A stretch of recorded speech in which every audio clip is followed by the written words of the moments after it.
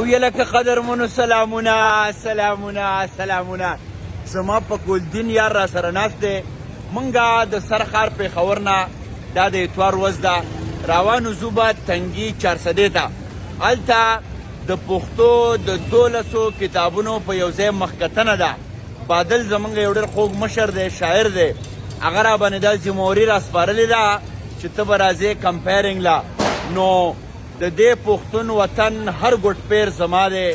دا که چارسده ده، که سوات دی، که شانګله ده، که وزیرستان دی، که سرای نورنګ دی، چې که ثوابۍ ده. یار په ثوابۍ خوشحالېږي. ثوابۍ خو ځکه زما ده چې هلته زما یار دی. نو خبره دا ده راشده چې مجبورۍ نه لرو، وخت لرو، خامخا به ځو، هر چاله به ځو. او موږ به راشده ګوره، موږ چې 20 کاله بعد دا ویډیو ګورو ته به وایې چې ګوره زه ځوان وم. خو موږ به خلکو ته وایو چې د مینې 2 جوارګر، 2 تاوانیان، 2 لیوني، ټول پښتون وطن کې څو جانان 2 لیوني. اوس موږ سهار دی بیخي دلته په دې دا کوم ځای دی راشد؟ ګلبهار تاڼۍ مخه ده. نو راشد تاڼۍ ته نه دی راغلی بلکې چای وله راغلی وي. چای وله دلته به موږ په یو ځایي ټلویزیون کې کار کوو. وختونه و کارونه اوس هم روان دي. نو راشد له یو سړي یو کپ چای راوړ دی او ته غوسه شو. وی موږ 2 کسان موږ یې نه. بهرحال غوسه کېږه مه راشده، پراټې به خورو. راشد نور ته ورته څه ویلي دي که نه؟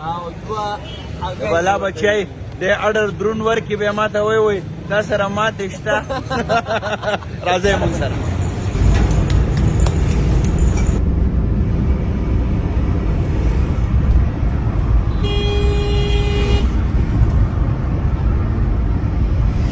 او ملګرو څه په سختو، په ستونزو، په مشکلاتو باندې تر چارسدې تنګي نعیم خان حجرې پورې رالو. راشد حجره وښیه زما د بشره با خیر خو حجره وښیه. نو دلته د 12 کتابونو مخکتنه ده، یوه ګڼه ناسته ده، یوه قصه ده. او دغه کوم ځای کې ودرم؟ مخامخ ځای دی، دا دې ځای کې ودرم. ها دلته ودرم. ګران ده حجره وښیه، دا حجره وښیه، دا ګڼه وښیه. ځای ته را رسېدلي و راشده، ځای ته.